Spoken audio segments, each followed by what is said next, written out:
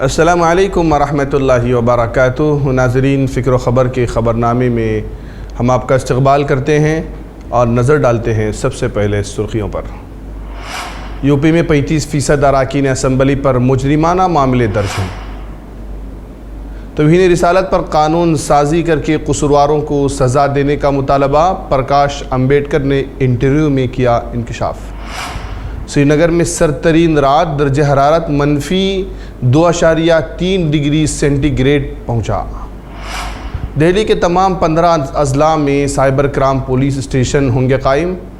اور دیکھیے، All India Muslim Personal Law Board نے خواتین کی نمائندگی میں کیا اضافہ۔ آخر میں دیکھیے، خلیجی ملک سے غیر ملکیوں کے لیے خوشخبری، 15 سالہ اقامہ جاری کرنے کا کویت نے کیا فیصلہ۔ چلتے ہیں تفصیلی خبروں کی طرف۔ ایسوسی ایشن فار ڈیموکریٹک ریفارمز یعنی ADR نے منگل کو اتر پردیش اسمبلی میں 396 موجودہ اراکین اسمبلی کو لے کر ایک تفصیلی رپورٹ جاری کی ہے۔ ADR کی رپورٹ میں دعویٰ کیا گیا ہے کہ 35% یعنی 140 اراکین اسمبلی کے خلاف مجرمانہ معاملات درج ہیں اور 27% اراکین اسمبلی کے جرائم سے کسی نہ کسی طرح کے رشتے ہیں۔ اراکین اسمبلی میں سے 77 کے خلاف مجرمانہ معاملات ہیں۔ سماجوادی پارٹی میں 18 اراکین اسمبلی اس درجے میں آتے ہیں۔ BSP میں 2 اراکین اسمبلی کی مجرمانہ تاریخ، جبکہ کانگریس کا 1 رکن اسمبلی بھی اس درجے میں شامل ہے۔ رپورٹ میں مزید کہا گیا ہے کہ 396 اراکین اسمبلی میں سے 313 کروڑ پتی ہیں۔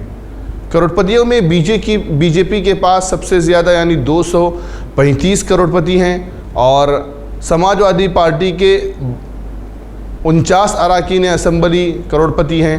BSP کے پاس 15 جبکہ کانگریس کے پاس 5 اراکین اسمبلی کروڑ پتی ہیں۔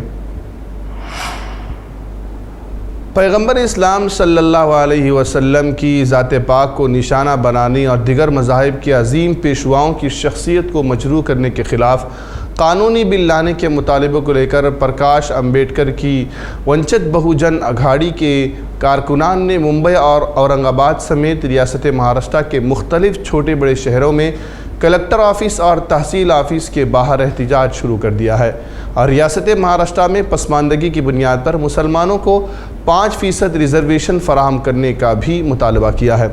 توہین رسالت کے معاملے پر MLC کپل پاٹل نے گزشتہ مہاراشٹر اسمبلی اجلاس میں پیغمبر محمد صلی اللہ علیہ وسلم ڈرافٹ بھی پیش کرنے کی کوشش کی تھی۔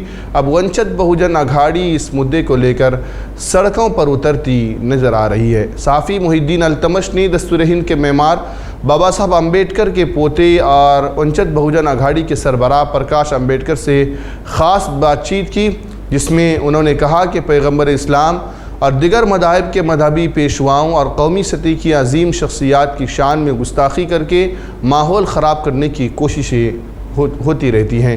اس طرح کے توہین آمیز معاملات کو قانون کے دائرے میں لانا ضروری ہے تاکہ ملک میں ہم آہنگی کی فضا کو خراب ہونے سے بچایا جائے۔ پیغمبر محمد صلی اللہ علیہ وسلم کی شان میں گستاخی کرنے والوں کو سخت سزا دی جائے۔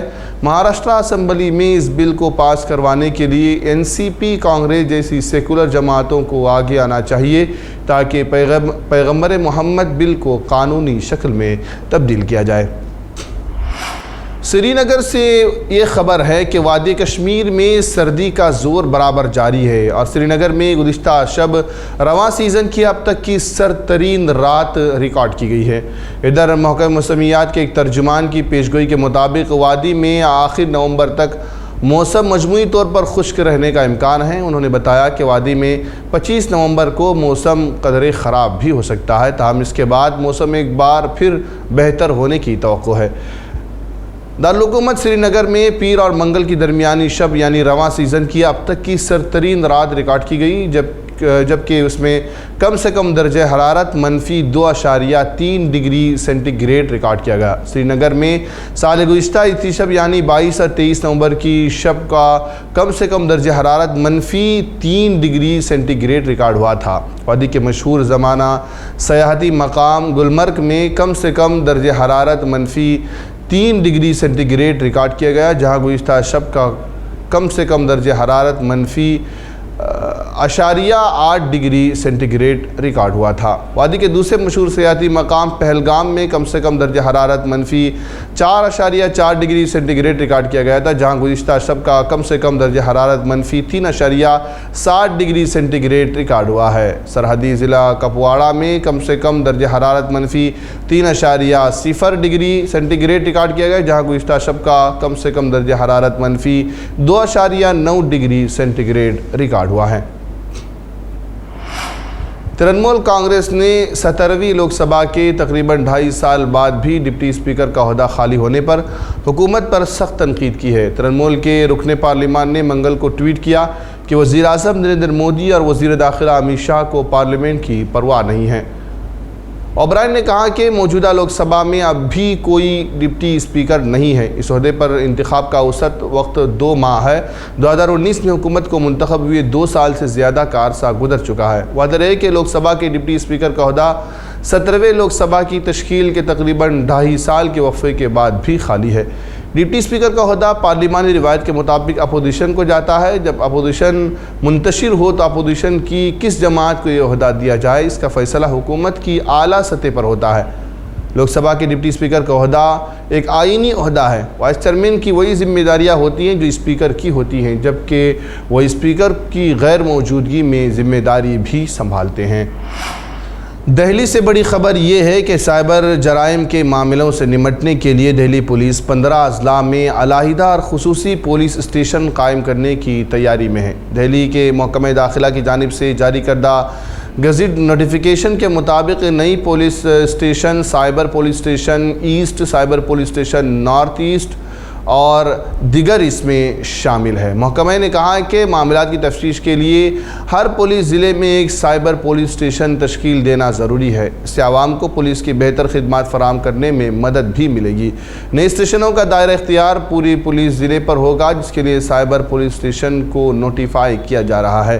قومی راجدھانی میں جن سائبر جرائم میں اضافہ ہوا ہے ان میں email fraud, social media crime, mobile app سے متعلق جرائم، بزنس ای میل سمجھوتا، ڈیٹا چوری اور net banking, A T M fraud, فرضی کال فراڈ، انشورنس فراڈ اور دیگر قسم کے فراڈ بھی اس میں شامل ہیں۔ آل انڈیا مسلم پرسنل لا بورڈ نے ایک اہم اقدام اٹھاتے ہوئے کانپور میں اپنی 2 روزہ جنرل باڈی میٹنگ کے دوران مختلف سماجی شعبوں سے تعلق رکھنے والی 30 مسلم خواتین کو رکنیت فراہم کی ہے اور 3 خواتین کو ایگزیکٹو کمیٹی کے ممبران کے طور پر مقرر کیا ہے۔ نامنتخب خواتین ممبران کے پاس کوئی مذہبی القاب یا مدرسے کی ڈگریاں نہیں ہیں، لیکن ان کے پاس شرعی قوانین کے مطابق معاشرے کی خدمت کرنے کا تجربہ ہے۔ آل انڈیا مسلم پرسنل لا بورڈ کی ایگزیکٹو کمیٹی کے رکن مولانا خالد رشید فرنگی محلی نے بتایا کہ حیدرآباد سے ڈاکٹر عاصمہ زہرا خیراتی اسپتال چلاتی ہیں۔ لکھنؤ کی ڈاکٹر نکہت پروین ایک ماہر تعلیم ہیں جو کہ اتر پردیش میں اسکول اور مدارس چلاتی ہیں، اور دہلی کی ایک سماجی کارکن عطیہ پروین کو ایگزیکٹو کمیٹی مقرر کیا گیا ہے۔ آل انڈیا مسلم پرسنل لا بورڈ کی جانب سے سماجی یا خاندانی مسائل سے نمٹنے میں مسلم خواتین کی مدد کے لیے خواتین ہیلپ لائن بھی چلائی جا رہی ہے۔ مسلم پرسنل لا بورڈ نے ایک ہی نشست میں 3 طلاق دینے، جہیز کے چلن، شادیوں میں اسراف اور دیگر سماجی برائیوں کے خلاف عوامی بیداری پیدا کرنے کے لیے خصوصی پینل بھی تشکیل دیے ہیں۔ مرکزی حکومت تینوں زرعی قوانین کو منسوخ کرنے کے لیے پارلیمنٹ میں ایک ہی بل پیش کر سکتی ہے۔ یہ بل 29 نومبر سے شروع ہونے والے پارلیمنٹ کے سرمائی اجلاس میں پیش کیا جا سکتا ہے۔ این ڈی ٹی وی کی رپورٹ کے مطابق حکومت ایم ایس پی پر قانونی گارنٹی کے معاملے پر بھی متبادل تلاش کر رہی ہے کہ کیا اس مسئلے کو کسی رہنما ہدایت یا قانونی طریقے سے کسانوں کو بھروسہ دلایا جا سکتا ہے۔ این ڈی ٹی وی نے ذرائع کے حوالے سے خبر دی ہے کہ 3 متنازع زرعی قوانین کو واپس لینے کے لیے ایک جامع بل تیار کیا جا رہا ہے اور اس پر وزیر اعظم کے دفتر کی منظوری کا انتظار ہے۔ وہی زراعت کی وزارت کم از کم امدادی قیمت یعنی ایم ایس پی کے معاملے پر بھی غور کر رہی ہے، کیونکہ کسان ایم ایس پی پر قانونی ضمانت کا بھی مطالبہ کر رہے ہیں۔ وزارت یہ دیکھ رہی ہے کہ آیا یہ گارنٹی ایم ایس پی پر رہنما خطوط جاری کر کے دی جا سکتی ہے یا پھر اس کی قانون سازی کرنا ضروری ہوگا۔ ذرائع کا کہنا ہے کہ مجوزہ نئے بل کے تحت ایسی شقیں ہوں گی جس سے تینوں زرعی قوانین کے تحت بنائے گئے تمام بورڈز تحلیل ہو جائیں گے۔